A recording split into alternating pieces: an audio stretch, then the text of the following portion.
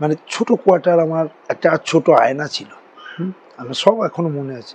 আর আমার একটা প্যাশন ছিল, আমি তো কোনোদিন জার্সি পরা যায়, কিন্তু প্রিমিয়ারে খেলবো, মোহনবাগান ইস্টবেঙ্গল মোহামেডান এগেনস্টে খেলবো, আমার সবসময় একটা ছিল ভালো জার্সি, মানে তখন জ্যাকিদের কাছ থেকে ফরেন জার্সি, গ্লাভস, প্যান্ট, বুট, ঠিক আছে, সব কিছু পরেছি।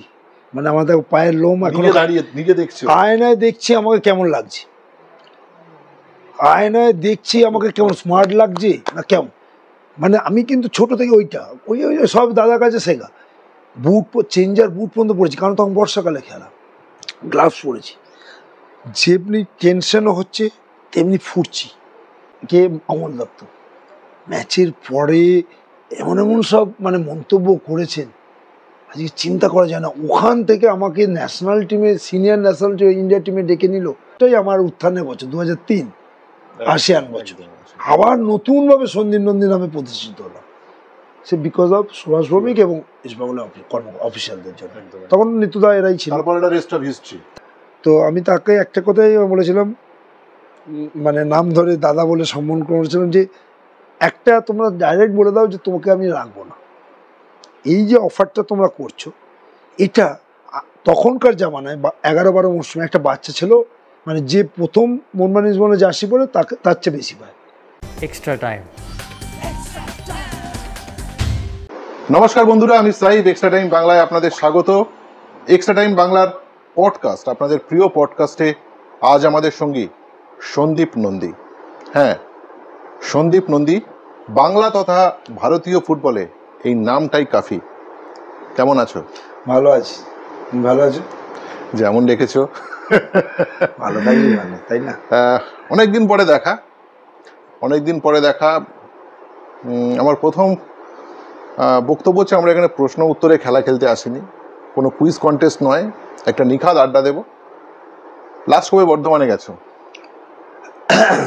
লাস্ট কবে বর্ধমান গেছি, এখন বর্ধমান যাওয়াটা একটু কম হয়ে গেছে, কারণ ফ্যামিলি হয়েছে, ছেলেরাদের পড়াশোনা রয়েছে, আমার নিজের কোচিং ক্যাম্প রয়েছে, নিজের প্রফেশন রয়েছে বলে বর্ধমান যাওয়াটা অনেকটাই কমে গেছে।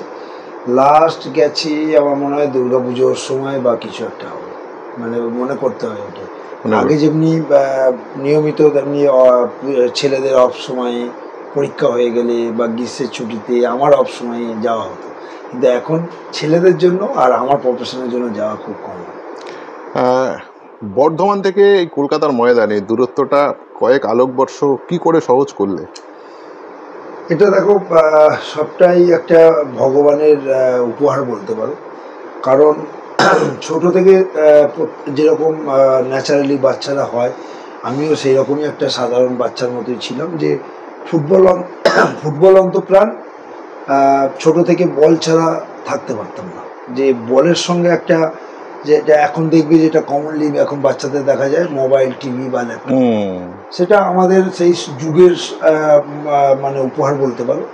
কিন্তু সেই বল ছাড়া ছোট থেকে আমি থাকতেই পারতাম না, এরকম অবস্থা ছিল।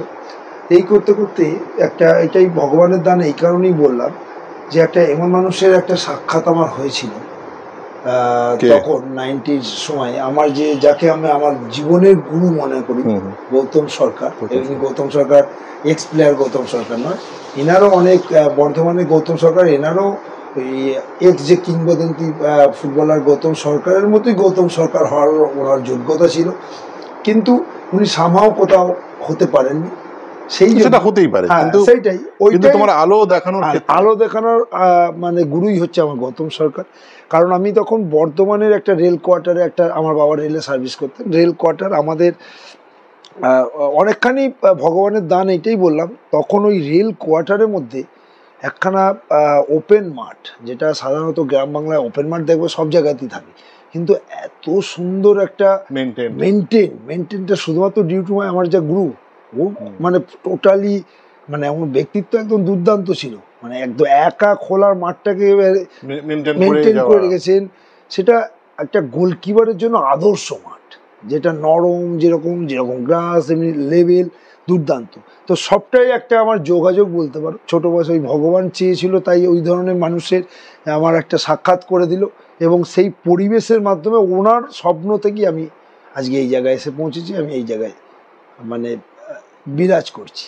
যে এখনকার দিনে হলে ধরো একটা বর্ধমানের ছেলে বা একটা দূর দূরান্ত গ্রাম বাংলার ছেলেরা এখন তো সফল হওয়া খুব কঠিন হয়েছে, এখন হলে কি সন্দীপ নন্দী জায়গা করে নিতে পারতো? না, পারতো, কিন্তু কতটা কঠিন ছিল? এটা দেখো যুগের পরিবর্তন, মানে যখনই যে তুমি সময়ে তুমি বিরাজ করো না কেন, সবারই একটা কিন্তু পজিটিভ এবং নেগেটিভ সাইন আছে। এখন যেটা তুমি কোন অ্যাঙ্গেলে বলছো কঠিন, সেটা হয়তো ডিসকাস হবে, ওটা তো আলাদা। কিন্তু এখন যোগাযোগ মাধ্যম কিন্তু অনেক ইজি। আগে তখন 90-র দশকে আমি জানতামই না যে ফুটবল খেলে এই জায়গায় আসা যায়। তো একমাত্র ওই গুরু, এটা একটা স্টোরি আছে পরে আমি বলছি, এই গুরুই কিন্তু আমাকে স্বপ্ন দেখিয়েছিল। কারণ তখন আমার রক্তে মোহনবাগান, আমি তখন শিশির ঘোষের ভক্ত। কারণ আমি জানি, কারণ আমি গোলকিপার আমাকে হয়তো আমার গুরু বানিয়েছে। ন্যাচারালি যা হয়, এটা একটা দেখবে সাধারণ একটা বাচ্চাকে দিয়ে দেবে, সে ফুটবলের যে গোল করতে চাইবে। আমার কিন্তু সেই কোয়ালিটি টেস্টে হয়তো ট্যালেন্ট ছিল, পাশাপাশি গোলকিপিং ট্যালেন্টেরও ছিল। সেটা ওই গুরু আইডেন্টিফাই করে হয়তো আমি গোলকিপার হয়েছি। হয়তো আমি স্ট্রাইকার খেললে আমি হতে পারতাম না এই জায়গায়, হ্যাঁ সন্দীপ নন্দী হতে পারতাম না, হয়তো সাধারণ ছেলে হয়ে বিরাজ করতাম। তো আজকালকার কিন্তু অনেক ওপেন। যদি তুমি একটা দেখো, আমি বলছি যদি তুমি ভালো খেলো, চট করে কিন্তু মানে আলোয় মানে প্রদীপের মধ্যে তুমি আসতে পারো, মানে ফট করে তোমার লাইটে আসতে পারবে। একটা সোশ্যাল মিডিয়ার মাধ্যমে একটা কেউ যদি ভিডিও দিয়ে দিল, সে কিছু একটা জায়গা, কিন্তু তখন কিন্তু যোগাযোগ মাধ্যম কিছু ছিল না, কঠিন ছিল। কারণ তখনকার না কোনো মিডিয়ার এত ইয়ে ছিল, শুধু ইলেকট্রনিক, মানে হ্যাঁ শুধু প্রিন্টিং মিডিয়া, ইলেকট্রনিক মিডিয়া বা সোশ্যাল মিডিয়া কোনো ইয়ে ছিল না। এটা একটা পজিটিভ সাইন এখনকার ছেলেদের মধ্যে। আর তুমি যেটা বলছো সেটা, যে এটা হয়তো তখন করে ছিল, আজকে তখনও তো আমাকে চ্যালেঞ্জিং এর মধ্যে পড়তে হয়েছিল। আমি কখন খেলেছি, আমি তো জুনিয়র। তবুও আমি একটা জিনিস সেটা বলবো, সেটা অবশ্যই তোমার কোয়ালিটি, তোমার যোগ্যতা, তুমি যেখানে খেলেছো তার একটা প্রমাণ দিয়েছো। কিন্তু সোনালী শিবির থেকে ন্যাশনাল টিম, এটা তো একেবারে একটা বলা যেতে পারে মিরাকেল। ওইটা বলি, ওইটাই একটা মানে গল্পটাই বলতে চাইছিলে। অবশ্যই ওইটা, যে আজকে আমিও যে স্ট্রাগল করেছি, মানে 5-6 বছর যে কি কঠিন স্ট্রাগল, সেই মানে অধ্যাবসায় হার্ডওয়ার্ক, যেটা বলে না যে সাকসেস হতে গেলে হার্ডওয়ার্ক মাস্ট, তার সাথে সাথে ডিসিপ্লিন, অধ্যাবসায় সবটা থাকতে হয়। তার আগে আমাকে কিন্তু 5 বছর স্ট্রাগল করতে হয়েছে। মোহনবাগান জুনিয়র থেকে আমার মানে শুরু, 1 বছর মোহনবাগান জুনিয়রে ছিলাম, ওখান থেকে সোনালী শিবির যারা ফার্স্ট ডিভিশনে তখন ছিল, বিগ গ্রুপ ছিল, সেখান থেকে তারপর চ্যাম্পিয়ন হয়ে উঠলে না, চ্যাম্পিয়ন হয়নি, আমি 2 বছর ওখানে স্ট্রাগল করেছি, হয়তো খেলিনি। আজকে আমি ওই জন্যই বললাম আমার ছোট মানে ছোট বয়সের জীবনটা দেখতে পাচ্ছি যেটা, সেটা অত ইজি ছিল না। কারণ তখন কিন্তু আমি খেলিনি, আমি যেখানে যেতাম সেখানে আমাকে বাদ দেওয়া দাও। আমি আজকে বেঙ্গল ট্রায়ালে গেছি, আন্ডার-16, আন্ডার-19 বাদ।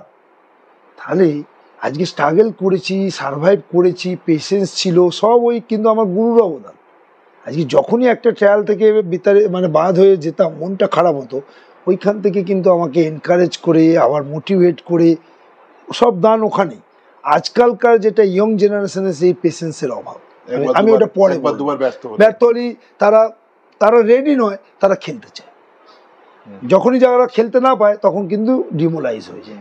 কিন্তু সেই জেদটা, যতবারই আমি বিতাড়িত হয়েছি কি বাদ হয়েছি, তত কিন্তু জেদ দ্বিগুণ হয়েছে। তো আজকে ওই যে বললাম কি অসীম হার্ডওয়ার্ক করেছি, সেটা হয়তো এখন মুখে বললে হয়তো লোকে হাসবে বা কিছু, আমরা জানি প্রদীপের পেছনে অন্ধকারের মতো সে, হ্যাঁ। তো আজকে আমি বলে না যে কর্ম প্লাস কি বলে জানো, কিছু একটা বলে মনে হয় কর্মফল, হ্যাঁ কর্মফল, যেটা কি হয় পরিশ্রম প্লাস ভাগ্য। ভাগ্য কিন্তু এমনি এমনি আসে না, ভাগ্য আমি মনে করি যে পরিশ্রম, সততার সাথে পরিশ্রম, হার্ডওয়ার্ক, ডিসিপ্লিন থাকলে ফুটবলের জন্য এইবারে যখন সেল থেকে আমি আবার নিজের ক্লাব যদি বলা যায় যে 3rd ইয়ার সোনালী শিবিরে ফিরলাম, তখন আমি 2 বছর সোনালী শিবির খেলে 3rd ইয়ার ওরা প্রিমিয়ারে উঠেছে, আমাকে ডেকে নিল আবার, মানে ফার্স্ট পেমেন্ট পেলাম সেলে, তো আমি পেয়েছিলাম কিছুটা। ফার্স্ট সোনালী শিবির 2 বছর কিছু পেমেন্ট পাইনি, শুধু গাড়ি ভাড়া পেতাম। 3rd ইয়ার যখন আমি সাইন করি, আমাকে অফিসিয়াল বর্ধমানে গিয়ে সাইন করালো আমার যে কোচ ছিল। মানে ভালো খেলেছো? সেলে খেলিনি, সেলে ওই তো কি বললাম, আমি খেলিনি কোথাও। সেলে কিভাবে চান্স পেয়েছিলাম, সোনালী শিবিরের 2nd বছর শিলিগুড়িতে একটা আইএফএ শিল্ডের ম্যাচ হয়েছিল, সেল ভার্সেস তখন সোনালী। তখন সেলের গোলকিপার কোচ হচ্ছে তরুণ দা, আর হেড কোচ জহর দাস। তো তরুণ বোস ওই ম্যাচটা হয়তো ভালো খেলেছিলাম, ওইখান থেকে সেলে নিয়ে এলেন। এবার সেলে তখন সুদীপ্ত চক্রবর্তী আমাদের যে সিনিয়র গোলকিপার, দেখবে ইস্টবেঙ্গল মনে হয় খেলেছে, উনি তখন ওখানে ফার্স্ট গোলকিপার। আমি চান্স পাইনি, আমি হয়তো লাস্টে একটা কি দুটো ম্যাচ খেলেছি। তো আমার পুরনো টিম সোনালী সিমি যখন প্রিমিয়ার উঠেছে আমাকে আবার ডেকে নিল। এবার তখন আমি কি ভাবছি যে আমি তো সিনিয়র, হয়তো আমি ফার্স্ট গোলকিপার খেলবো, পেমেন্ট দিয়ে নিয়েছি আমাকে। কিন্তু কোথায়, সিজনের শুরুতে দেখছি আমি সেই ব্যর্থ সেকেন্ড গোলকিপার। তো বললাম সন্দীপের দ্বীপ জ্বলছে না তখনও কিন্তু মানে কোনো শিক্ষা পাইনি যে কি করে আসবো, কিন্তু কোনো হতাশা নেই মনে, চ্যালেঞ্জ যে সবসময় রয়ে গেছে মনে, আমার মনে হয়। তো বললাম ভগবান কোথাও না কোথাও একটা, ওই যে বললো হার্ডওয়ার্ক, যদি সততার সাথে তুমি হার্ডওয়ার্ক করো, কোথাও না কোথাও একটা দিন তোমার জন্য লিখে দিয়েছি। তো এইবারে সেটা আমার কাছে একটা পড়ে পাওয়া, একটা খড়কুটোর মতো একটা পড়ে পাওয়ার মতো একটা হয়ে গেল। কি তখন ডায়মন্ড সিস্টেম 97-এ অমলদার যাকে ধরছে তাকে 5 গোল 6 গোল, হ্যাঁ মানে যাতা মানে আলোড়ন ফেলে দিয়েছে, কি টিম সেই। তো সেই ম্যাচ খেলার আগে হঠাৎ আমার যে মোহনবাগান, সেই ম্যাচের আগে আমার যে ফার্স্ট গোলকিপার তার ম্যালেরিয়া হয়ে গেল। তো ম্যালেরিয়া হওয়ার ফলে আমি সেকেন্ড গোলকিপার। এবার বললে বিশ্বাস করবে না, ওই যে বললাম তখন আমার রক্তে মোহনবাগান, আমি তখন মোহনবাগানের রিলেশনে প্রায় খাটফাট ভেঙে ফেলার উপকার, এরকম অবস্থা। হ্যাঁ, তো মোহনবাগানের এগেন্সটে খেলবো, আবার ডায়মন্ড সিস্টেম, মানে তখন সবাই পড়ে গেছে। তো মানে গায়ে আমার এখন কাঁটা দিয়ে উঠছে। এই সময় আমি এখনো মনে পড়ে, আমাদের পায়ের লোম খাড়া হয়ে যাচ্ছে। মানে ছোট কোয়ার্টার, আমার একটা ছোট আয়না ছিল, আমার সব এখনো মনে আছে। আর আমার একটা প্যাশন ছিল, আমি তো কোনোদিন জার্সি পরা যায়, কিন্তু প্রিমিয়ারে খেলবো, মোহনবাগান ইস্টবেঙ্গল মোহামেডান এগেন্সটে খেলবো, আমার সবসময় একটা ছিল ভালো জার্সি। মানে তখন জ্যাকিদের কাছ থেকে ফরেন জার্সি, গ্লাভস, প্যান্ট, বুট, ঠিক আছে, সব কিছু পরেছি। মানে আমাদের পায়ের লোম এখন আয়নায় দেখছি আমাকে কেমন লাগছে, আয়নায় দেখছি আমাকে কেমন স্মার্ট লাগছে না কেমন। মানে আমি কিন্তু ছোট থেকে ওই সব দাদার কাছে শেখা। চেঞ্জার বুট পর্যন্ত পড়েছি, কারণ তখন বর্ষাকালে খেলা, গ্লাভস পরেছি। যেমনি টেনশনও হচ্ছে তেমনি ফুটছি, সারা এটা আমার ম্যাচ। মানে ওই আগের দিন রাত থেকে তুমি বললে বিশ্বাস করবে না, আমার ম্যাচ স্টার্ট হয়ে গেছে। মানে একটু আমি বাড়াবাড়ি বলছি না। এবারে আমি তখন ছোট থেকে কি ছিলাম, বর্ধমান থেকে আমার তখন 3টে মনে হয় মোস্টলি খেলা, আর আমাদের তখন কোনো ড্রেসিং রুম নেই সোনালী সিমি, ওটা বাগমারি ক্লাব ইডেনের তলায় ড্রেস করতাম। একটা ছোট যে ফুড স্টলগুলো আছে দেখবে, ওই সব স্টলগুলোতে ড্রেস করছি। আমার একটা সিনিয়র স্টপার ছিল, বাগুইয়াটিতে থাকে, পার্থদা বলে, এখনো নাম মনে আছে। তো আমি ন্যাচারালি ওই মেল ট্রেনে আসতাম, আমি অনেক আগে চলে এসেছি, 12টা 12:30টার মধ্যে চলে এসেছি। আমার ব্যাগের মধ্যে বাড়ির খাবার, আমি কোনো বাইরে খাবার খেতাম না, বাড়ির খাবার, মায়ের তৈরি রুটি সব থাকতো, জল। তো আমি এসে খাচ্ছি, রেস্ট করছি, কনসেন্ট্রেট করছি। তো পার্থদা তখন এসছে, যে আমাকে বলছে কি রে এত তাড়াতাড়ি চলে এসেছিস, টেনশন হচ্ছে নাকি তোর? না পার্থদা চলো দেখা যাবে, কি হবে দেখা যাবে। তো তখনও জানি না যে এই ম্যাচটা ভগবান আমার জন্য উপকার করে, মানে অপেক্ষা করে লিখে রেখেছে যে এই ম্যাচটা পরে সন্দীপ নন্দী নামে পরিচিতি হবে। তো বললে বিশ্বাস করবে না, যে ম্যাচটা হয়তো যারা দেখেছে, আমি খেলেছি, আমি রিপোর্ট পড়েছি, আমি জানি 90 মিনিট মোহনবাগান গোল করতে পারিনি।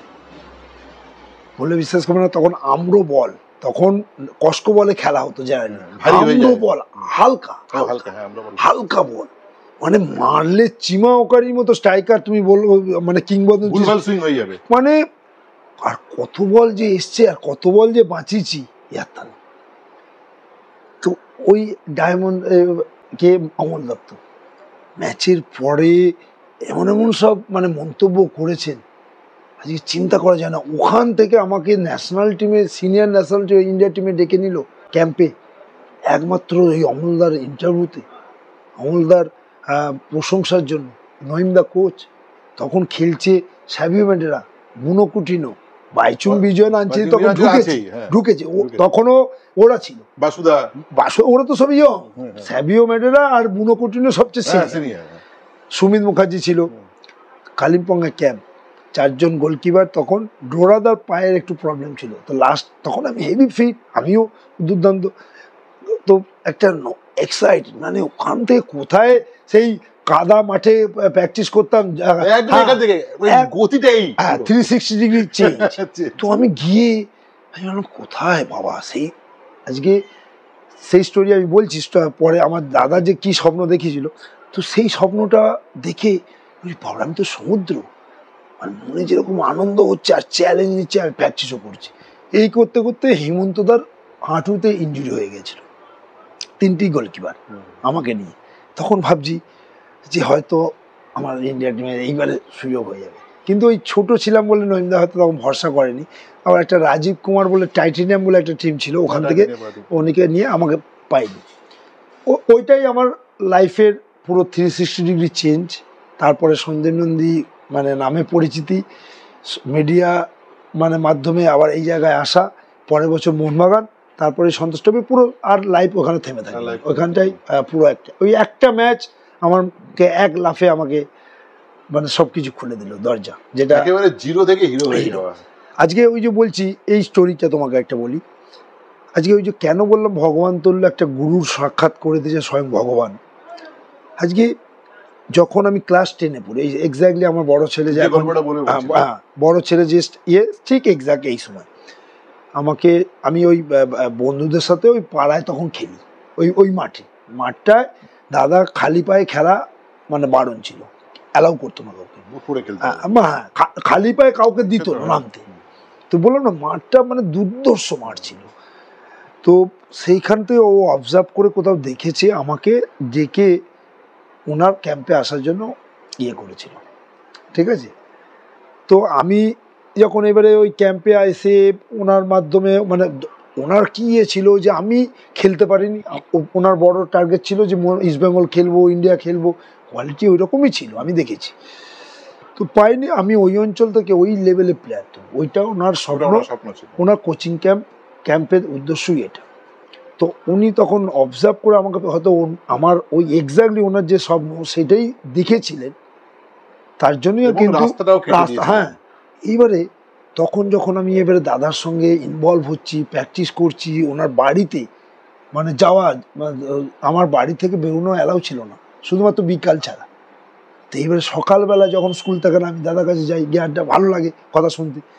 তো এইরকম একটা তখন মাধ্যমিক পরীক্ষা দেবো, বাড়ি থেকে একদিন বকাবকি করেছে, আমার সেটা এখনো মনে আছে। বাবা হয়তো বকেছে, পড়াশোনা মন নেই তোর, শুধু খেলাধুলার দিকে গিয়ে। তখন তো জানার কথা নয় যে বাবারা যে এই খেলাধুলা করে এই জায়গায় আসা যায়, তখন তো ভাবতে কি করে।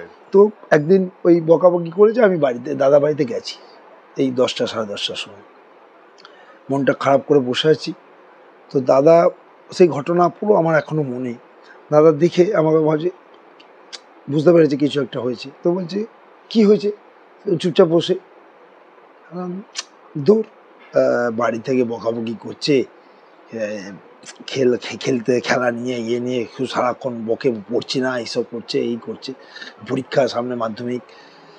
তো ওই করতে করতে কেঁদে ফেলেছে, আমি দুঃখ হচ্ছে, কেঁদে ফেলেছে, খেলতে দিচ্ছে না বা এরম বা কিছু এরম বলছে। দাদা তখন মাথায় হাত বোলাতে বোলাতে একটা কথা বলেছিল যে বাড়িতে যেটুকুনি পড়তে বলছে পড়ো, বাবা মায়ের কথা শুনে একটু পড়াটা তুমি একটু মেনটেন করো, আর আমার কথা শুনে যদি তুমি আমি যেরকম বলবো সেটা যদি করো, তুমি একদিন মোহনবাগান খেলবে, ইস্টবেঙ্গল খেলবে, ইন্ডিয়া খেলবে। তো আমি বললে বিশ্বাস করো না, কাঁদতে কাঁদতে না মোহনবাগান ইস্টবেঙ্গল এসব শুনে হেসে ফেলেছি।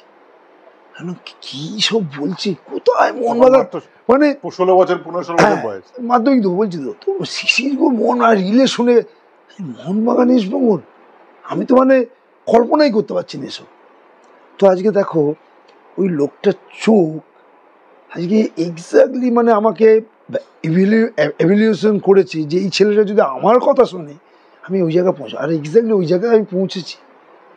ওই বললাম গৌতম স্যার মাঠে বসে খেলা দেখতে পেরেছে, অনেক দেখেছে। ওই বললাম আমি পুরো দিয়ে দিয়েছিলাম ওনাকে, আমাকে যেভাবে চালনা করেছে আমি সেইভাবে চলেছি, তবেই হয়েছে। আমার বক্তব্য হচ্ছে যে রাষ্ট্রপতি সম্মানীয় একটা পুরস্কার আছে দ্রোণাচার্য, এই দ্রোণাচার্য পুরস্কার হাতে উঠলেই যে দ্রোণাচার্য হয়ে যান তা নয়, অবশ্যই তারা নমস্য কোচ। অনেক দ্রোণাচার্য এমন বাংলা এবং ভারত জুড়ে রয়েছেন আছে, অনেক আছে, যারা তার নিজের হাতে এমন তাদেরকে যোগ্য সম্মান দেওয়া হয় না, এরকম আছে, অনেক আছে। অমলদা কতটা ওনার হাত শুধুমাত্র নিশ্চয়ই ওই ম্যাচের পর তার বক্তব্যটা নয়, তারপরে তো ওনাকে আমি কোচ হিসেবে পেয়েছি। ওই তো তার ওইটাই তো আমার মানে ফার্স্ট ইয়ারই মনে এসে আমি অমলদার থেকে পাই মোহনবাগানে কিছুটা সময়। তারপর আবার টালিগঞ্জে আমি খেলতে হয়, টালিগঞ্জে পাই। তো আমার উত্থানের পেছনে অমল দত্তর হাত আছে। ওই সময়টা তৈরি করার, ওই জায়গা প্ল্যাটফর্মটা পাওয়ার জন্য আমার কিন্তু অমলদার অনেকখানি অবদান আছে, অনেকটাই। আজকে আমি খেলতেই পারি, হয়তো মানে আমার রিপোর্টাররাও অনেক মাইলেজ দিয়েছে, কিন্তু অমল দত্তর মতো একটা হেভিওয়েট কোচ, যে কিংবদন্তি কোচ, ওর আমার মনে হয় এখনো পেপার কাটিং লেখা আছে, আমার কাছে আছে এখনো, হেডিং ছিল একটা, যে এই ছেলেরা ইংল্যান্ডে খেলা উচিত। আমার মনে হয় এখনো আছে, আজকাল সম্ভবত বেরিয়েছে, চিন্তা করা যায় ইংল্যান্ডে খেলা উচিত এখনো, কিন্তু আমার হেডিং আছে আমার কাছে, আমার মনে হয় বিদগ্ধ লোক। তো এই ধরনের কথা, এখনই একে জাতীয় দলে ডাকা উচিত। ওর কথা শুনে রেখেছি, তো আমি বলছি তো আমার কাছে সেসব পেপার কাটিং আছে এখনো। সুভাষ ভৌমিক, তারপরে আসবে সুভাষ ভৌমিক, কারণ ওই বললাম আমার জীবনের মনে হয় প্রতি পদক্ষেপেই আমাকে লড়াই করতে হচ্ছে, চ্যালেঞ্জ নিতে হয়েছে। দুবার উনি আমাকে তার মানে অভিভাবকের জায়গায় নিয়ে আমাকে নিজে এসে আমাকে লাইফটাকে ভূমিকায় পালন করে আমার লাইফটাকে বাঁচিয়েছে।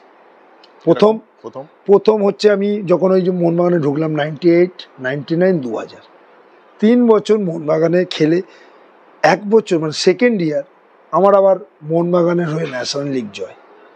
তখন আমি যখন ঢুকেছি তখন হেমন্ত দা first goalkeeper, no doubt better goalkeeper, বহুত মানে লেজেন্ড গোলকিপার ছিল তখন।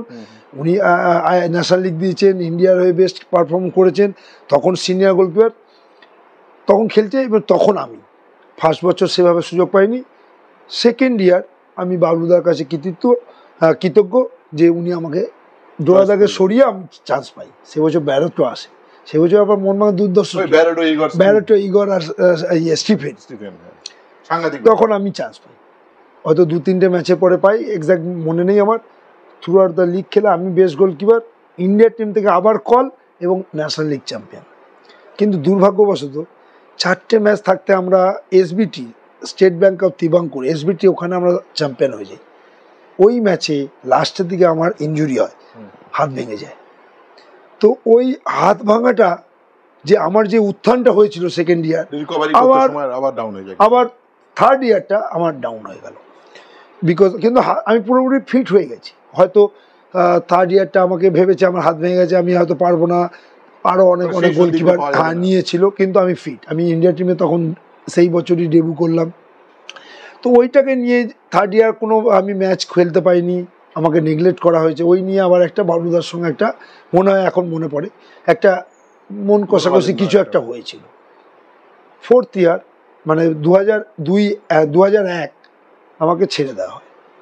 সেই সময় আমি বলছি আমি কিন্তু হারিয়ে যেতে পারতাম, কারণ টালিগঞ্জ তখন তৃতীয় শক্তি হলেও 2001-এর যদি টিম দেখো তুমি, একটা মাত্র ফরেনার ছিল হাকিম, স্ট্রাইকার, কোনো ডিফেন্ডার ছিল না, পুরো ইন্ডিয়ান টিম নিয়ে তৈরি। তো তখন আমি টালিগঞ্জে গেলাম, আমাকে কিন্তু মোহনবাগান ক্লিয়ারেন্স দিল না বলে ইস্টবেঙ্গল যেতে পারলাম না। তখন একটা ওদের অলিখিত চুক্তি ছিল যে কেউ কারো প্লেয়ার নিতে পারে, যদি সম্মতি থাকে তবেই নিতে পারে। তো আমার মনে পড়ে যে আমি দেবাশিসদা তখন ছিলেন, দেবাশিসদাকে আমি বলেছিলাম যে দেবাশিসদা তোমরা একটা প্রেসে বলে দাও বা একটা লিখে দাও যে সন্দীপকে আমরা ছেড়ে দিচ্ছি, তোমরা তো আজকে নিচ্ছ না, তো তুমি একটু এই ইয়েটা করে দাও, তাহলে আমি হয়তো আমাকে তোমাকে টালি খেলতে হলো। কিন্তু দেয়নি। ওই বললাম তখন আমি বাচ্চা ছেলে, গ্রামের ছেলে, দেয়নি, আমাকে বাধ্য হয়ে টালিগঞ্জে। আজকে কেন বললাম আজকে আমাকে টালিগঞ্জ খেলে হারিয়ে যেতে পারতাম। তখন একটা সাদামাটার টিম টালিগঞ্জ, ফার্স্ট ইয়ার প্রথম দিকে তোমার অমলদা ছিল, মাঝ রাস্তায় মনে হয় চার্চিলের কাছে 5 গোল না ক গোল খেলো, সে আবার একটা স্টোরি আছে। 5 গোল খেয়ে অমলদা সরে গেল, অলোক দা এলো, তখন রেলিগেশন ফাইট করছি। লাস্টের দিকে ইস্টবেঙ্গলের কাছে আমরা 5 গোল খেয়েছিলাম সল্টলেকে, তখন ইস্টবেঙ্গলের সুভাষ ভৌমিক কোচ। তো আজকে দেখো, তখন তো লাস্টের দিকে মরশুম মানেই তো তখন দলবদল হাওয়া চলে আসে।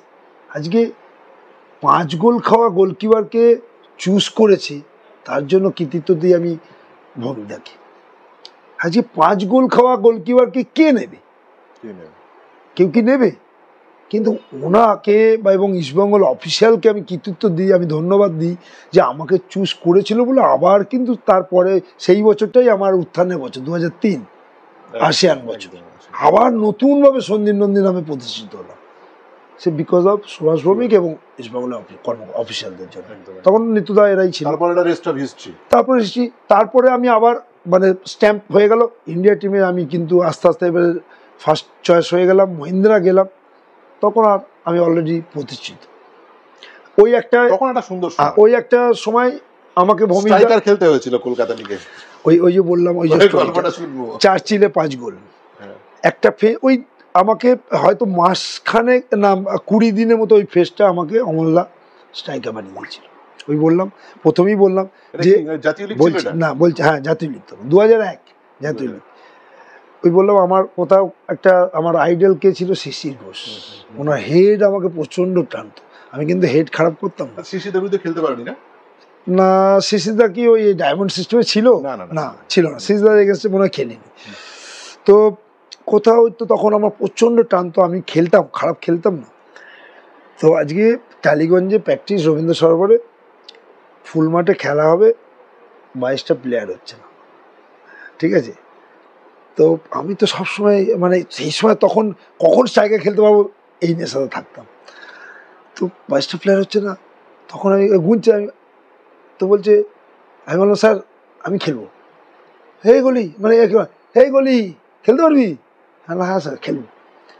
তো বললো বিশ্বাস করুন একদিন খেলেছি, এবারে সেই মানে খেলার পর বলছি আরে তুই তো মানে বললো না মানে একটা পাগল, মানে একটা ওই লোক না, আমি কি বলছি কোয়ালিটি ছিল।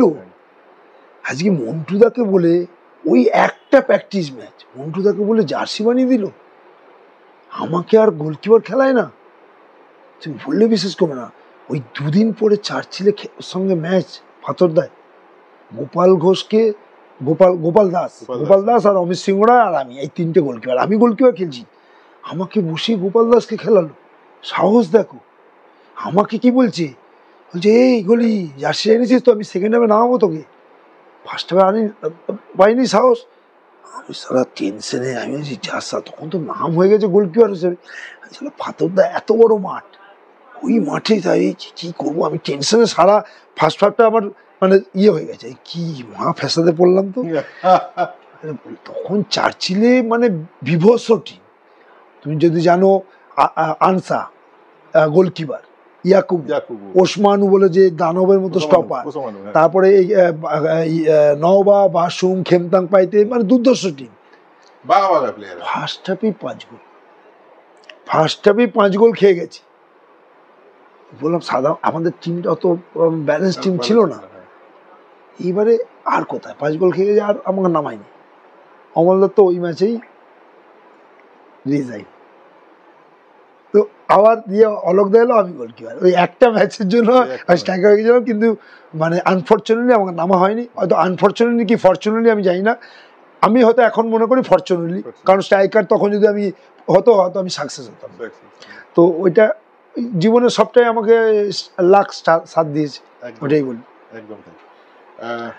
ইস্টবেঙ্গলের এক শীর্ষকর্তার সঙ্গে নামও বলতে অসুবিধা নেই, কল্যাণ মজুমদার দীর্ঘদিনের সচিব, এবং আসিয়ান জয়ের সময় তিনি সচিব ছিলেন। একবার মনোমালিন্য হয়েছিল, বলেছিলেন যে সন্দীপ নন্দী ইস্টবেঙ্গলে খেলার যোগ্যতা নেই। ওটা তো অভিমান না, এটা হ্যাঁ না, এটা আমি এটা আমারও ভুল হতে পারে। দেখুন ওই বলে না ম্যাচুরিটি, বাচ্চা তখন একটু, তখন এজ কম, একটা উনি হয়তো মন্তব্য কি আমি আমার সামনে করেননি, কোথাও করেছেন কি মিডিয়ায় করেছেন সেটা আমি জানি না, হয়তো শুনে আমি নিজেকে টেম্পারমেন্ট রাখতে পারিনি। সেই বছর ওইটাই বললাম যে সুভাষ ভৌমিকের এবার সেকেন্ড যে আমাকে আমার অভিভাবকের ভূমিকায় পালন করেছেন সেটা আরেকটা বলি। 2010-11 মর্গানের জামানা, আবার আমি ইস্টবেঙ্গলে কামব্যাক করি। 10-11 দুর্দান্ত আমার মরশুম গেছে।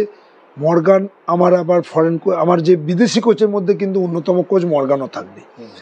দুর্দান্ত সেই বছর আমরা আই লিগটা পাইনি, মানে আনফর্চুনেটলি, কিন্তু দুর্দান্ত মানে 2 বছর আমরা কাটিয়েছি ইস্টবেঙ্গলের। তো একটা ঘটনা হয়েছিল 2011-12 মরশুমে।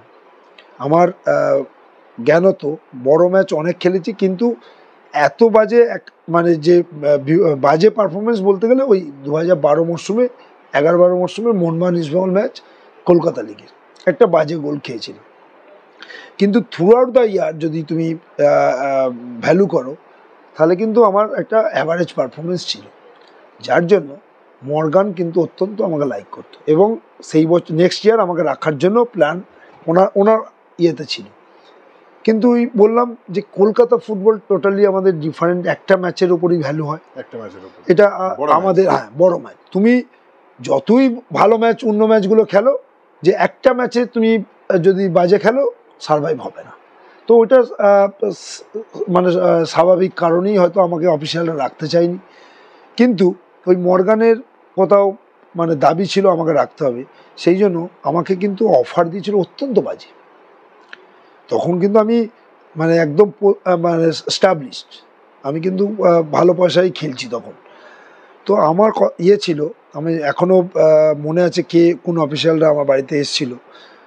তো আমি তাকে একটা কথাই বলেছিলাম, মানে নাম ধরে দাদা বলে সম্মান করেছিলাম, যে একটা তোমরা ডাইরেক্ট বলে দাও যে তোমাকে আমি রাখবো না। এই যে অফারটা তোমরা করছো, এটা তখনকার জামানায় 11-12 মরশুমে একটা বাচ্চা ছিল, মানে যে প্রথম মোহনবাগান ইস্টবেঙ্গলে জার্সি পরে তার চেয়ে বেশি পায়।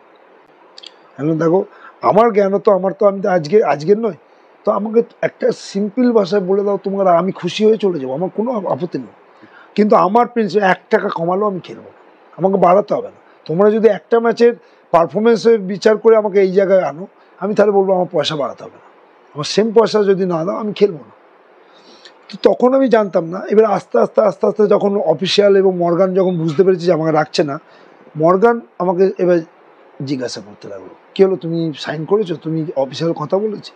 আমি আমার কথাটা বলি যে হ্যাঁ অফিসিয়ালরা কথা বলেছে, কিন্তু এইরকম অফার দিয়েছে, এই অফারে তো আমি খেলতে। বলছে তোমার কি তাহলে ডিমান্ড? বললাম স্যার আমার ডিমান্ড, আমাকে যে ভ্যালু লাস্ট ইয়ার ছিল সেম ভ্যালু দিলেই আমি খেলবো, আমার বাড়াতে হবে। তো বললো আমি দেখছি। তো তুমি জানো কি না জানো না জানি না, ওই বছর আমাদের লাস্ট ম্যাচ ছিল মোহামেডানের এগেনস্টে কলকাতা লিগের ম্যাচ। তখন আমরা পরপর হয়তো 4 বছর 5 বছর কলকাতা লিগ মর্গানের সময় পরপর ওই বছরটা 2 বছর আমরা কলকাতা লিগ জিতেছি। লাস্ট ম্যাচ মোহামেডানের সঙ্গে মানে 5 গোল বা 4 গোলে আমরা জিতেছি, এক্স্যাক্ট স্কোরটা মনে নেই।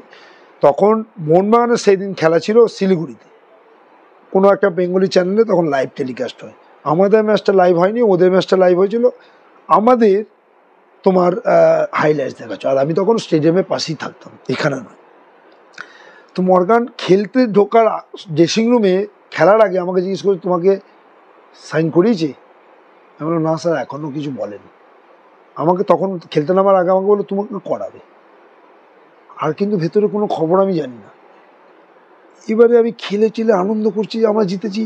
হঠাৎ ড্রেসিং রুমে ঢুকতে হবে, দেখছি মর্গান ব্যাগ নিয়ে হন্তদন্ত করে বেরিয়ে চলে গেল। এখন কী হলো, মানে রেগে আমাকে আর তাকালো না মুখের দিকে। এবারে আমি যে মানে ফিরে এসে বাড়িতে যাবে, আমাদের হাইলাইটস দেখাবে, টিভি পর্দা হাইলাইটস দেখছি ওখানে হেডিং আসছে মর্গানের ইস্তফা, রিজাইন। মানে মর্গানও সল্টলেকেই থাকতো, ও বাড়ি এসে রিজাইন করেছে। আর ক্লাব অফিস কর্মকর্তারা সব ওখানেই ছিল তখন স্টেডিয়ামে, ওরা তাড়াহুড়ো করে, বাবু ভট্টাচ তখন বাবুদা আমাদের ছিল ফুটবল সেক্রেটারি ছিল। হঠাৎ ওইসব খেলা দেখতে যেন কী হলো রে ভাই, ওখানে দেখছে পছন্দের কিছু প্লেয়ার না পাওয়ার জন্য ইস্তফা। তো আমি ভাবতে হঠাৎ দেখছি মর্গানের ফোন থেকে ফোন আমার কাছে, এবং ফোন রিসিভ করতে দেখছি বাবুদার গলা। আমাকে বলছে এই দেখ তোর কোচ, এখনো মানে কথাগুলো সব মনে আছে, তোর কোচ তোর জন্য রিজাইন করেছে। মানে এটা কি বলছো তুমি, তোর আমার জন্য কেন, মানে এনে কথা বল। মর্গান তখন বলছে, আমি বললাম কোচ ইজ ইট ট্রু? বলছে yes. You tell me first what is your demand. I already told you. হ্যাঁ, আমাকে সেম পয়সা দিতে হবে কোচ, এই কি? হ্যাঁ হ্যাঁ হ্যাঁ, ওকে অলরেডি বলেছি। তো বাবুদাকে বললে বাবুদাকে আবার দিয়েছে। তো আমি বললাম, এবার বাবুদা তখন আমাকে একটা কাউন্টার করেছে, বলছে তোকে এই বয়সে, তখন আমার 38 বছর বয়স, তোকে এই বয়সে এত টাকা কে দেবে? তা আমি তখন তার উত্তরে একটা বলেছিলাম, বাবুদা এটা তো আপনার দেখার বিষয় না, এটা আমার দেখার বিষয়। আপনি যদি দিতে পারেন দেন, আমি নাহলে খুশি মনে চলে যাবো, ওটা আমি দেখে নেব। তখনও জানতাম না যে মর্গানের জারি জুরিতি আমাকে নিতে বাধ্য হচ্ছে, কিন্তু সেই দিন অস্ট্রেলিয়া ফিরে যাবে, ঠিক আছে? তো আমাকে হ্যাঁ, মানে আমার ফুটবল জীবনে এই জিনিসটা তো আমার কাছে একটা বিশাল রিওয়ার্ড। একটা হ্যাঁ, একটা কোচ প্লেয়ারের জন্য রিজাইন করছে, এটা আবার কাঁটা দিচ্ছে গায়ে, মানে এটা কত, এটা কত ফুটবল জীবনে প্রায় শেষের দিকে ভাবা যায়। 38 বছর বয়স তখন আমার, তো মানে তুমি দেখতে পাও কাঁটা দিচ্ছে, তো ওটা আমার আর কিছু পাওয়ার নেই, মানে এরকম। তো আমি বললাম দিয়ে, তখন আমি জানতাম না যে অফিসিয়ালরা অভিজিৎ মণ্ডলকে সাইন করেছে, আমি জানতাম ডেম্পো থেকে। অভিজিৎ ফার্স্ট কলকাতায় আসে তখন। তো মর্গান সব সমিতি ফমিতি করিয়ে দিয়ে চলে গেল। ও আমাকে একটা, তখন হোয়াটসঅ্যাপ মনে চলে না, মোস্ট প্রবাবলি এই আইএসডি কল আর আমাকে মেল আইডি দিয়েছিল। পরের দিন নিউজ পেপারে দেখি ইস্টবেঙ্গলের টিম বেরিয়েছে নেক্সট ইয়ারের জন্য, গোলকিপার আমার নাম। তো আমি বরাবরই একটু মানে সম্মান নিয়ে, আমি সবসময় নিজের সম্মানকে রেখে আমি কাজ করতে ভালোবাসি, মানে এইটা আমার আত্মসম্মান বোধ প্রচুর একদম। তো কোথাও আমার একটা সম্মানে লাগলো যে অফিসিয়ালরা যখন চাইছে না, আমার মনে হয় সেই ক্লাবে খেলার আমার মনে হয় উচিত নয়। কারণ কোচ যদি থাকে, কারণ এটা তো একটা সাপোর্টার বেস ক্লাব, এটা একটা হিউজ, আমি জানি ফ্যান বেস ক্লাব, তো এখানে কোচ প্রেশার পড়বে। তো আমি মর্গানকে বোঝাতে লাগলাম তারপরে মেলের মাধ্যমে যে কোচ, আমার মনে হয় যে শুধুমাত্র আপনি আমার জন্য ফাইট করছেন, আর কেউ আমাকে কিন্তু লাইক করছে না। তো আমার মনে হয় এটা আমার এখন এই বছরটা আমার এখানে হ্যাঁ, এই খেলাটা খেলা উচিত নয়, এটা আপনার জন্য ভালো হবে না, আমার জন্য ভালো হবে না। কোচ বলো না কেন, ফুটবল সেক্রেটারি এগ্রি করেছি, তোমার আর কি কেন? আমি বললাম না কোচ, আমার মনে হচ্ছে কোথাও, প্লিজ। তো আমাকে তখন তারা তো বলে কোন ক্লাব অফার আছে, তখন কিন্তু সত্যি করে কোনো অফার নেই। তো আমি বললাম আমি দেখে নেবো, হয়ে গেল। এইবারে তখন তুমি জানবে হয়তো ডরসল, বিমল ঘোষের আন্ডারে ডরসল বলে একটা ক্লাব পুনে থেকে উঠছে, মুম্বাই থেকে। আমার 90% কন্ট্রাক্ট হয়ে গেছে, ইস্টবেঙ্গল থেকে বেশি পয়সা, খেলবে কোথায় সেকেন্ড ডিভিশন। আমার একটা মানে ডিমান্ড ছিল, তখন ফ্যামিলি হয়েছে, ছোট মানে সদ্য হয়েছে হয়তো। আমার ডিমান্ড ছিল যে প্রথম দিন থেকে আমাকে একটা পার্সোনাল ফ্ল্যাট দিতে হবে, আমি ফ্যামিলি নিয়ে যাবো, পয়সা তো দিয়েছি। তো ওরা এগ্রি করেছিল। তো বিমল ঘোষ তখন, দীপক মণ্ডল, সুরকুমার সব এখানে গেছিল। তো ও কলকাতা থেকে বেশ কিছু প্লেয়ার ছিল, ও ফ্লুরিজে চলে এসছে, কন্ট্রাক্ট পেপার নেই। আমি গেছিলাম ফ্লুরিজে, তখন যাওয়ার পরে ও আমাকে বললো, বিমলদা বললো যে সন্দীপ একটাই প্রবলেম একটু হচ্ছে, 1 মাস তোমাকে একটু স্যাক্রিফাইস করতে হবে। বললাম কি? বললো দেখো আমরা তো একটু হাই সোসাইটি ভালো ফ্ল্যাটে রাখছি, তো ফ্ল্যাটটা তোমার একটু 1 মাস খানেক একটু টাইম লাগবে। বললাম বিমলদা আমার ফার্স্ট রিকোয়ারমেন্ট আপনাকে আমি বলেছিলাম পয়সার আগে এইটা না হলে আমি কিন্তু করতে পারবো না, এটা আমাকে একটু মানে বাজে ভাববেন না, এটা আমার ফার্স্ট প্রায়োরিটি। তো আমি দেখো ওই বললাম, কোথাও না কোথাও আমার মানে ভগবানের আমার সব কিছুতেই একটা ভাগ্যর সাথ দিয়েছি। হয়তো ওখানে খেলে ওই বছরটা আমার লাস্ট, কারণ দর্শন ক্লাবে অস্তিত্ব নেই, ওই 1 বছরই হয়তো খেলেছি। তারপরেই আবার ভৌমিকদার উত্থান, মানে একদিনের পর ওই নেগলেক্ট, ওখানে ডিনাই করলাম, পরের দিনই ভৌমিকদার ফোন, হ্যাঁ স্যার আমি খেলবো, পয়সা দিতে হবে। হ্যাঁ ওই বললাম, ওই লোকটা আমার জীবনে অনেকখানি অমল দত্তর পরে, আমার গুরুর পরে। এবারে ওই যুগ একটা চ্যালেঞ্জ করেছিলাম বাবুদাকে, মনে পড়ে, যে আমি দেখে নেবো, ওটা আমার বুঝে নেবো। ইস্টবেঙ্গলের চেয়ে অনেকখানি পয়সায় কিন্তু আমি চার্চিলে সাইন করেছি, এবং কোথাও একটা যে চ্যালেঞ্জ তখনও ছিল আমার মধ্যে, আগুন ছিল। আর বাকি আগুনটা মানে শেষবার শেষবারে নিভে যাওয়ার যে আগে শেষবার আগুনটা, জ্বলে ওঠা। যে আমাকে অপমান, এই বয়সে এত পয়সা দেওয়া যাবে না, কেউ হয়তো বলেছে ইস্টবেঙ্গলে জার্সি পরার যোগ্যতা নেই, যেখানে ইস্টবেঙ্গল ক্লাবে জার্সি পরে আমার ক্লাব লেভেলের সেরা অ্যাচিভমেন্টগুলো আছে। ইন্ডিয়ার আসিয়ান কাপ তো ছেড়েই দাও, ইন্ডিয়ার বেস্ট যে সব ট্রফি সবগুলোই দেওয়া আছে, তারপরেও যদি এইসব কথা শুনতে হয়। শেষবার জাতীয় পর্যায়ে সাফল্য শেষবার। আই লিগ দেওয়া ওই চার্চিলকে। তো সেই সময় গিয়ে তোমারও শেষবার, তোমারও শেষ, ওইটাই তারপর তো আইএসএল, তারপর ISL। তো সেই ওই যে বললাম তখন গিয়ে একটা না মানে আমি পারিবারিক একটা সদস্য হয়ে গেছিলাম ভূমিদার সঙ্গে। এই আসিয়ান কাপে হয়নি, স্যারকে মানে আমার তখন ডাকাবো ভয় লাগতো ওইরকম দূরে, কিন্তু ওখানে গিয়ে আমি 1 মাস স্যারের ফ্ল্যাটে ছিলাম, আমার ফ্যামিলি যায়নি তখন, আমি মানে আমার ফ্ল্যাট করতে পারিনি, আমি 1 মাস তখন রনির সাথে এক রুমে শেয়ার করে একসাথে ফ্যামিলি একদম হয়ে গেছে।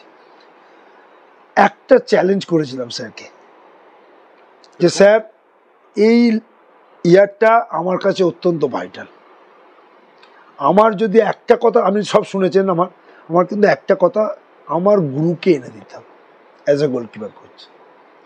আপনাকে যদি রনি এখন আছে, যদি তোমার রনির সঙ্গে কথা হয় রনিকে জিজ্ঞেস করে নেবে, আমি যদি একটু বাড়ি বলি, ও আছে, ওর সামনে ছিল স্যারের বাড়িতে বসে ডিনার টেবিলে, আমি আমার গুরুকে এনে দিন, গোলকিপার ডিপার্টমেন্ট নিয়ে আপনাকে আর চিন্তা করতে হয়, আমি দেখে নেব, আমি দেখে নেব।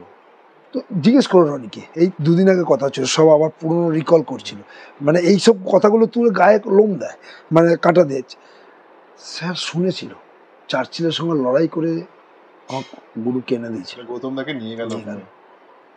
মানে মানুষটারও তো একটা ছোট স্বপ্ন সফল হলো। মানে 38, এখন 39 বছর বয়স, হয়তো ভবিন্দা যখন মানে আলেমাওকে হয়তো ওর পরে বলেছে, প্রথমে বলেনি, আলেমাওকে যখন রেকমেন্ড করেছে আমার নাম, ও তো হয়তো অত চেনে না, এইজ ফেস দেখেছে, যে এত বয়স্ক গোলকিপারকে নিয়ে আসছো, তুমি বললে বিশ্বাস করবে না, তখন 14টা টিমের আই লিগ সেই বছর হয়েছিল, 13 26টা ম্যাচ আমি একা খেলেছি, কাউকে খেলতে দিইনি, ফেলিক্স ছিল, ওইটা আমার এন্টার 20 ইয়ার্স কেরিয়ার, ক্লাব কেরিয়ারের সেরা পারফরমেন্স। আমি আমার মেন্টাল স্যাটিসফ্যাকশন, একটা বড় রচনার একটা উপসংহার, মেন্টাল স্যাটিসফ্যাকশন যদি বলা হয়, ওই ইয়ারটা আমি 26টা ম্যাচ ছুতে দিইনি কাউকে, এবং পারফরমেন্স অনেক, মানে আই লিগ জিতলো, বেস্ট গোলকিপার অ্যাওয়ার্ড। আবার ন্যাশনাল টিমে তখন ওই মধ্যখানটা 2 বছর মনে ছিলাম না, ইঞ্জুরি ফিঞ্জুরির জন্য, আবার ন্যাশনাল টিম, এবং পরের বছর ক্লাব জীবনে মানে আমার প্রফেশনাল ক্যারিয়ারে বেস্ট সাইনিং মোহনবাগানে ফিরে এলাম। তো ওই বললাম 2 বছর ভবিন্দা আমাকে অদ্ভুত জীবন, কখনো মেঘ, কখনো রোদ্দুর, কখনো মেঘ, কখনো প্রতি পদক্ষেপে ভগবান আর আমাকে ঠিক একটা মানে সাথ দিয়ে আজকে এই জায়গায় নিয়ে এসেছে। একদম একদম একদম। কোচিং জীবনটা কি অতটা সহজ হলো না? ওই একটা কোথাও এখানেও একটা কোথাও জেদ চেপে আছে, ওই বললাম আমার ফুটবল ক্যারিয়ারটাও বুঝতে পারছো মসৃণ নয়, ওটা কিভাবে উঠেছি, তখন তো কোনো পরিচিতিই ছিল, প্রতি পদক্ষেপেই লড়তে হয়েছে, এটাও তাই, এখন তো পরিচিতি আছে, এখন অনেক সোজা, কিন্তু আমাকে দমালেও আমি দমবো না, ওই চ্যালেঞ্জটা আমার মনে ভেতরে আগুন সে আছে, আমি মনে করি আমার সেই কোয়ালিটি আছে। আমার তো একটা ভালো সময় কাটিয়েছিল, ভালো সময় আমার জন্য নয়, কিন্তু মোহামেডান ক্লাবটা ভালো হতে পারতো। আজকে দুঃখ এটাই যে আমি যে কথা বলেছি 2 বছরে, যদি এখনো তোমার তো নিশ্চয়ই আছে, তুমি যদি জিজ্ঞেস করো ওরা এগ্রি করবে কিনা আমি জানি না, কেউ না কেউ তো এগ্রি করবি, আমার কথা শোনা হয়নি। আজকে প্রতি পদক্ষেপে বলেছি যে এরা কিন্তু সাকসেস দিতে পারবে না আমাকে। প্রথম বছর আমি গেছি মধ্যেখানে, তখন তো আর কোনো উপায় নেই, সিজনের জানুয়ারি মাসে এন্ট্রি করেছিলাম। পরের বছর যখন কোচ অফিসিয়ালরা চাইলো, আমি বললাম তোমাদের এইগুলো দিয়ে কিন্তু কিছু সাকসেস পাবে না, এই ডিপার্টমেন্টে অন্তত সাকসেস আশা করবে না, ওরা কিন্তু সেটা আমাকে দিতে পারেনি। আজকে তার জন্য কিন্তু দুঃখ এটাই যে অ্যাজ এ কোচ হিসাবে আমাকে গালাগালি শুনতে হয়েছে সাপোর্টারের কাছ থেকে। আজকে আমি প্লেয়ার জীবনেও আমাকে গালাগালি পেয়েছি, কিন্তু ফিরিয়েও দিয়েছি, এবং কিন্তু হয়তো সেখানে দায় ছিল। ওই যে বললাম একটা বড় ম্যাচে খারাপ গোল আছে, কিছু খারাপ গোলও খেয়েছি, ওটা তো কেরিয়ারের অঙ্গ, কিন্তু এখানে অ্যাজ এ কোচ আমার কোনো খারাপ নেই, কারণ আমি অফিসিয়ালকে 100 বার বলার পরও কেউ কথা শুনে রিকোয়ারমেন্ট তারা পূরণ করে দেয়। ইস্ট বেঙ্গলের কোচ হলে, এটা তো গোলকিপার কোচ হলে, এটা তো মুখিয়ে আছি, এখন জানি না। এখন তো সোশ্যাল মিডিয়ায় দেখতে পাচ্ছি, তোমরা যেরকম দেখছো আমিও দেখছি, কতটা সত্য সেটা আগামী দিনই বলবে। কিন্তু যে ক্লাব খেলে সাকসেস পেয়েছি এত কেরিয়ারে, যার হাত ধরে, যে ক্লাবে হাত ধরে সন্দীপ নন্দী নামে এখনও খুশি একটা শুনতে পাই, যে পুরোনো দিনে একটা অতীতের একটা গল্প শুনে এখন রিকল হয় যে আসিয়ান কাপ, ওটা আমার বেস্ট অ্যাচিভমেন্ট লাইফে। সেই ক্লাবে তো গোলকিপার কোচ যদি আমি হতে পারি এবং কোচ হতে পেয়ে যদি আবার সুদিন ফেরাতে পারি, যেটা আমরা অ্যাজ এ প্লেয়ার হিসাবে কিছুটা পেরেছিলাম, তার চেয়ে তো আর ভালো জিনিস হতে পারে না। সেটা তো আর একটা সন্তুষ্টি, আর একটা সন্তোষজনক। ক্লাব জীবনে হাইয়েস্ট পেমেন্ট কত ছিল? এই ফিগারটা কি বলা উচিত? ফিগারটা মানে বলা উচিত না, ওইটাই বললাম। কখন পেয়েছি? যখন আমার 39 বছর বয়স। মানে সেটা চার্চিলে পেয়েছি না, মোহনবাগানে। কিন্তু দুর্ভাগ্যবশত চার্চিলকে চ্যাম্পিয়ন করে আসার পরে সন্দীপ নন্দী জীবনে হাইয়েস্ট পেমেন্ট পেল 39 বছর, তখন 39 বছর বয়স। কিন্তু দুর্ভাগ্যবশত সেই বছর খেলতে পারি। ওটা আমার কাছে হতাশা বছর। মানে মাত্র হাতে গুনে 5টা ম্যাচ খেলেছিলাম, আমি সার্ভিস দিতে পারিনি। পুরো বছরটা আমাকে ছোটো মোটো মানে ইঞ্জুরিতে ভুগতে হয়েছে, মানে এক বিগ ইঞ্জুরি কিছু নয়, কিন্তু আমি যেন কেমন একটা স্বাভাবিক ছন্দ পাচ্ছি না কোথাও না কোথাও। অর্পণদা আমার গোলকিপার করছিল, অর্পণদা জানে কিভাবে ওই বছরটা অতিক্রান্ত করেছি। তো যার জন্য আমি আইএসএলে ভ্যালু পেলাম না।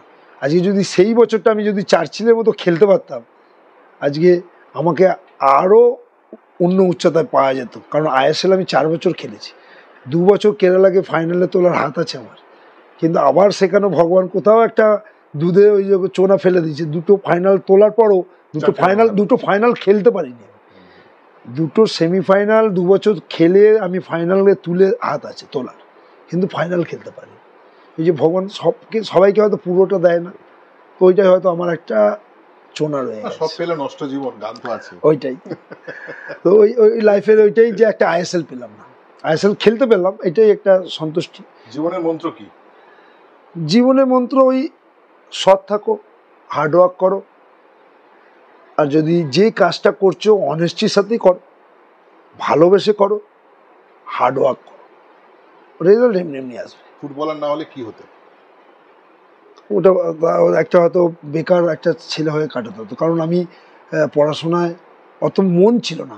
স্টুডেন্ট কিরম ছিলাম জানি না, স্টুডেন্ট ও আর একটা স্টোরি বলা হয়নি তোমাকে, শুনবো তো।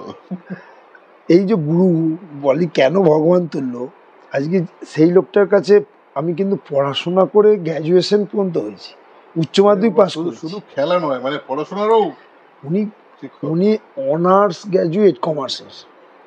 উনি তখন টিউশন করতেন, এবং আমি অন্য কোনো টিউশন ভালো পাচ্ছি না বলে আমাকে উচ্চ মাধ্যমিক এবং গ্র্যাজুয়েশন। তো আমি স্টুডেন্টও, আমি খুব খারাপ ব্রেন ছিল না, কিন্তু ওই ন্যাক ছিল না পড়া। তখন তো সবটাই ফুটবল বল সারাক্ষণ বল। তো ওই জন্য তো হয়তো ফুটবল না হলে আমি একটা বেকার জীবনে লিড করতে হতো, বা আমাদের ফ্যামিলিতে হয়তো এই ব্যবসায়ী করতে হতো কিছু। যাই হোক, ছেলে খেলাতে এলো না, আসেনি বলা যাবে না।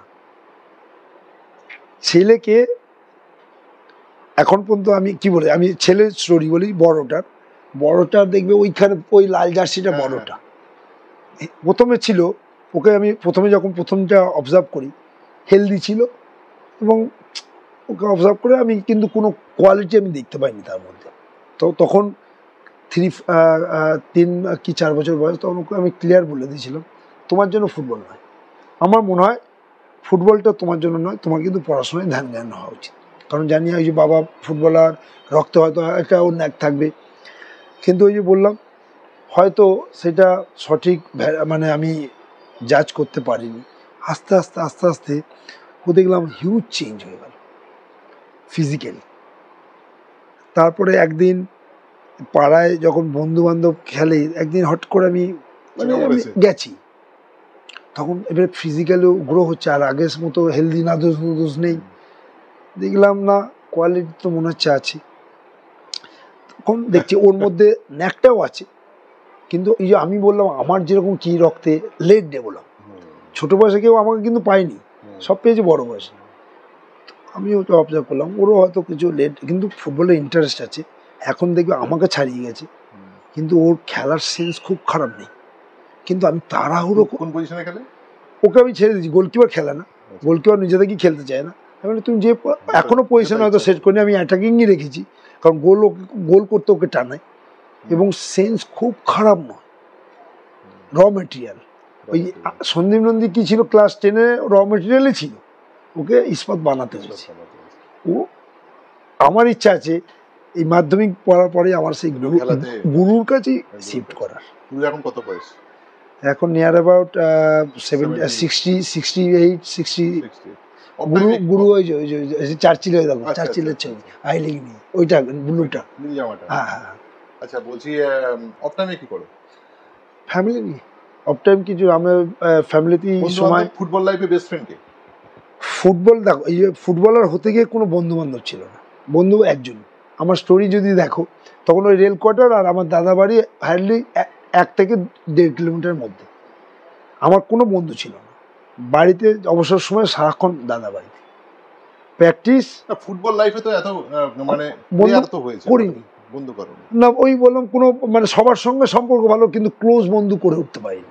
ওই সেই পরিবেশটা প্রথম থেকে আমি করিনি, কোনো বন্ধুর সঙ্গে আড্ডা মারা বল অফ সময় আমি বাড়িতে থাকতাম না, বাড়িতে দাদা বাড়িতে পড়াশোনা, খেলাধুলার সঙ্গে আলাপ। কিভাবে?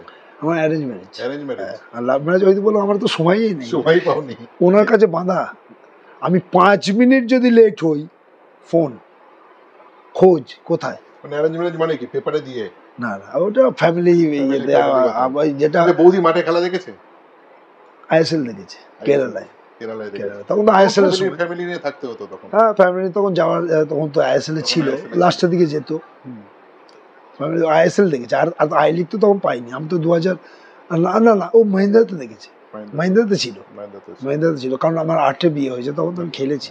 2014, 6 বছর আমি আই লিগ খেলেছি তখন। ও চার্চিলে দেখেছে, তো চার্চিলে তখন ফ্যামিলি তো ওখানেই ছিল। 2012। বাবা মার কথা একটু শুনি। বাবা মা ওই প্রথম জীবনটা দেখো, আজকে বাবা মায়ের সাহায্য ছাড়া তো আমি হতে পারতাম না। আমি আজকে একটা এটাই যে বা আজকে একটা ছোট ছেলে একটা প্রথম বুটটা পড়ে, বাবার হাত ধরেই বাবা কিনে দিয়েছিল কলেজ স্ট্রিট থেকে, আমার এখনো মনে আছে, হলুদ টাইপের বুট। এবং মা ওই শিশির ঘোষের ফ্যান ছিলাম, ফার্স্ট প্যান্টটাতে আমার 9 নম্বর সুতো দিয়ে লিখে দিয়েছে। তো আজকে বাবা মায়ের সাহায্য ছাড়া তো আমি আসতে পারতাম না। ওই যতই বকাবকি করুক পর সাহায্য কিন্তু ছিল। আজকে বাবাকে দাদা মা সুতো দিয়ে 9 লিখে দিয়েছে, 9 আমার এখনো মনে আছে, নেভি ব্লু কালারের প্যান্ট, আমার সব এখনো মনে আছে। এবং মাকে তখন বাঙালিদের 9 নম্বর জার্সি পরে একটা দিয়েছিল। আমি তখন কি বলছি, রক্তে আমার শিশির ঘোষের শিশিরদাকে বলেছো কখনো? হ্যাঁ শিশিরদা বলেছি, জানে কি বলেছে? ও হাসতো, আমি কে মানে যেরকম করে, আমি টেনিস বল নিই আর হেড করি, দেয়ালে মারছি হেড, তখন আমি কি বলছো মানে শিশির ঘোষ গোল করলে খাটে মনে করে এরকম লাফিয়ে খাট ভেঙে ফেলে একটা এরকম। তো ও ফিলিংস আলাদা ফিলিংস। তো বাবা মায়ের সাহায্য ছাড়া আজকে গুরু মানে মধ্যবিত্ত ফ্যামিলি, মানে খুব তো আহামরি কি, বাবা রেলের সার্ভিস করে কত টাকা, যা কিছু সব কিন্তু সাহায্য তো পেয়েছি, খাওয়া দাওয়া বলো বলো, সব কিছুই সাপোর্ট পেয়েছি। আজকে বাবা সে দেখে গেছে, বাবা নেই আজকে 3-4 বছর মারা গেছে, কিন্তু বাবা সব দেখেছে। বাবাও মাঠে একটা বাঙালি গোলকিপার নেই, কষ্ট হয়? কষ্ট তো হয়, যে আমরা যখন খেলেছি এবং আমার আগের জীবন তো আগের সময়কার তো ছেড়েই দাও, আমার হ্যাঁ সেই সময় তো কত বাঙালি গোলকিপার, মানে আমরা যদি ইন্ডিয়া টিমের মানে আমার সময় এবং সুব্রতর সময়টা গোড়াদার হাত থেকে এলে, মানে ব্যাটনটা এলো তোমার হাত দিয়ে গেল পালের কাছে, মিষ্টুর পরে এখন আর হয়তো গুলফিতে ভাই চলে গেছে, কিন্তু বাঙালি গোলকিপার নেই না। আমি তোমাকে কি বলছি, হত্যা করা হয়েছে আছি, আমার এই কোচিং কেরিয়ারের সুবাদে আমি তোমাকে বলছি এখনো আছে। আমরা জানি না, হয়তো আমার সময়ও এরকম পরিবেশ ছিল, কিন্তু কোথাও একটা সারভাইভ করার জায়গা ছিল, কিন্তু এখন আমাদের টোটালি কিন্তু নেগলেক্ট করা হচ্ছে। এটা উভয় পক্ষেই দায়ী, এটা আমি এক পক্ষকে দায়ী করবো না, এটা প্লেয়াররাও দায়ী, অফিসিয়ালও দায়ী। এটা একদিনে আসেনি, এটা অনেক দিনের ফল। কিন্তু আজকে আমার চোখে কিন্তু বাঙালি গোলকিপার আছে বলে ধরা দেয়, কারণ কোচিং জীবনে আমি দেখেছি। একটা ছেলের উদাহরণ তোমাকে আমি এখনো দিতে পারি, আমি জানি না ও ফিউচারে কতটা সারভাইভ করবে, আর কিন্তু করছে। আজকে 2017 যখন আমি সন্তোষ ট্রফির কোচ হই, আমি আর বিশ্বজিৎদা, তখন একটা গোলকিপার দেখেছিলাম, আকাশ মালিক, সুশান্ত মালিক নাম, ঠিক আছে, আমার আন্ডার 21 এজেও কিন্তু সন্তোষ ট্রফিতে গেছিল। সেই ছেলেটা দীর্ঘ 7-8 বছর কিন্তু কলকাতায় খেলছে, কেউ কিন্তু পিক করছে না, ওকে করেনি। মোহামেডান আমি যে বছর জয়েন করি তার আগের কলকাতা লিগ পর্যন্ত ও কিন্তু স্কোয়াডে ছিল, আমি দেখেছিলাম। আমি তখন সুদেবাই ছিলাম, আমি কিন্তু দেখেছিলাম ও আছে। আমি যেই জয়েন করি তখন দেখছি আর নেই। আমি দীপেন্দুকে জিজ্ঞেস করি, আরে কী রে, ওই বাঙালি গোলকিপারটা কোথায় গেল? বলছে ছেড়ে দিয়েছি। আজকে ওর মধ্যে কিন্তু আমি তোমাকে বলছি, এই আকাশ মালিক আমার মোহনবাগান, ইস্টবেঙ্গল, মোহামেডান 3টে টিমের যে কোনো ক্লাবে খেলতে পারে। এটা আমার চ্যালেঞ্জ। এই চ্যালেঞ্জটা কেন তোমাকে আমি বলছি, এবার পেয়েছি গত বছর ডায়মন্ড হারবার ওকে পেয়েছি, ও সাইন করেছি, অফিসিয়ালরাই করিয়েছে, আমি লাস্টে সাইন করেছি। এইবারে তোমার সাইন করে আমার কোথাও না কোথাও প্র্যাকটিস করিয়ে আমি বললাম গুড, তো আমার ভালো লেগেছে। কিবু ভিকুনা, অফিসিয়াল, সাপোর্টিং স্টাফ সব কিন্তু অন্য গোলকিপারের দিকে। কিবু ভিকুনার একটা ভালো গুণ, আমার কোচিং জীবনে যদি আমি যা কোচ দেখেছি, আমার কিন্তু বেস্ট কোচ কিবু ভিকুনাকে লেগেছে। এত ডিটারমিনেশন, ডেডিকেশন দিয়ে কাজ করে, এবং ওনার মতো কি বলবো, অ্যাজ এ হিউম্যান বিইং যথেষ্ট ভালো। মানে কোচিং তো ছেড়েই দাও, তো উনি, আমি কোচিং লাইফে আমার বেস্ট কোচ। তো সবাই কিন্তু একটা গোলকিপার, কারণ তার আগের বছর ফার্স্ট ডিভিশন থেকে তোলার ওই গোলকিপারটা তুলেছে, কিউ ভিকুনাও কোচ ছিল, তো ন্যাচারালি একটা টিমকে চ্যাম্পিয়ন করেছে, সে তো সব কোচেরই নর্মাল থাকে। তো আমাকে যখন বলা হলো, সন্দীপ তোমার ফার্স্ট চয়েস গোলকিপার কি, আমি বললাম আমার বিচারে কিন্তু coach, in my observation he is the best. Deepak থেকে শুরু করে আরও যে কোচিং স্টাফ ছিল, entire official group, even coach, কিন্তু ওই গোলকিপার। যখন কোচ দেখলো মেজরিটি সব ওইদিকে যাচ্ছে, কোচ একটা কথা বললো, Sandeep you are a goalkeeper coach, you tell me the final decision.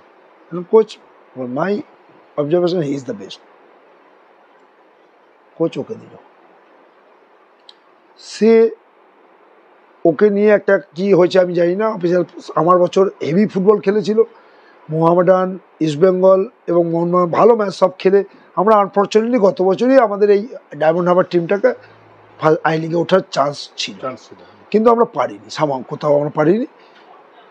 কিন্তু অফিসিয়ালদের কাছে আমাকে হয়তো কোথাও কারোর মাধ্যমে ডাইরেক্ট আমাকে শুনতে হয়নি, কিন্তু কোথাও আমাকে শুনতে হয়েছে যে আমি শুধু আকাশকেই বেশি ফোকাস করেছি, কিন্তু তা নয়, সেটা নয়।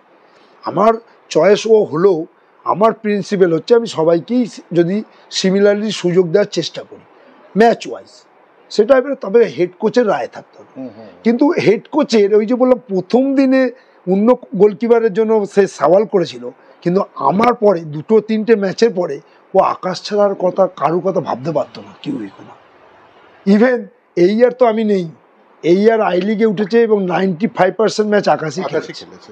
এবং আকাশ সত্যি এই মুহূর্তে বাংলার, আমি বলছি যে কোনো আইএসএল এ খেলবে, এবং বাংলার অন্যতম সেরা গোলকিপার, এবং আগামী যে আই লিগ খেলবে ডায়মন্ড, সেখানেও আকাশ একটা ইম্পর্টেন্ট রোল প্লে করবে। তো এটাই চোখ। এইরকম আরো গোলকিপার আছে, আমি নাম এখনো হয়তো বলতে পারবো না, আরো আছে। তো ওইটাই বললাম, যদি আমি জানি না সেই সুযোগ এবং সেই সময়টা আমি পাবো কিনা। যদি আমার এটা উভয় পক্ষ চাই, শুধু কোচ নয়, আমাকে অফিসিয়াল, আমাকে সাপোর্টার, বড় ক্লাবের কথা বলছি, সবাই যদি আমাকে বিশ্বাস করে আমার উপর ছেড়ে দেয়, সময় দিত, এটা কোনো কিছু ম্যাজিক নেই, তো আমি কিন্তু দেখাবো যে বাংলা থেকেও গোলকিপার আছে। এটা আমার চ্যালেঞ্জ। একদম তাই, এবং সেই চ্যালেঞ্জ সফল হোক। আমরা শো এখানেই শেষ করছি। অনেক কথা হলো, অনেক কিছু আছে এর মধ্যে। আর ভিডিওটি অবশ্যই আপনাদের জন্য রাখা থাকলো এক্সট্রা টাইম বাংলা টাইম লাইনে। সন্দীপ নন্দীকে একটা ছোট সময় 1 ঘন্টা বোধহয় আশেপাশে হবে, তার মধ্যে সন্দীপ নন্দীকে চিনে নেওয়ার জন্য আমার মনে হয় অনেকটাই। নমস্কার বন্ধুরা, সঙ্গে থাকবেন। নমস্কার সাহেবদা, তোমাকে অসংখ্য ধন্যবাদ। কারণ যে চ্যানেলটা আজকে তুমি আমার সঙ্গে ইন্টারভিউ করলে, এই চ্যানেলটা আমার উত্থানের বছর 2003-এই মনে হয় জন্ম, তাই তো? 10 মিনিটের খেল হিসাবে তখন এক্সট্রা টাইম 10 মিনিটের খেল, মানে অনিলাবদা হিসাব করে ধরছি, সেই ওটা মানে জন্ম হতে দেখেছি। তা আজকে এক্সট্রা টাইমে এত পপুলার, এত ভিউয়ার, তা আমি আশা করব তোমাদের চ্যানেল আরও আরও আরও অনেক বড় হোক, আরও ভালো ভালো স্পোর্টস নিউজ আমরা যেন এই চ্যানেলে হাত ধরে পাই। তো এবং অসংখ্য ধন্যবাদ তোমাকে। অসংখ্য ধন্যবাদ Thank you. বন্ধুরা।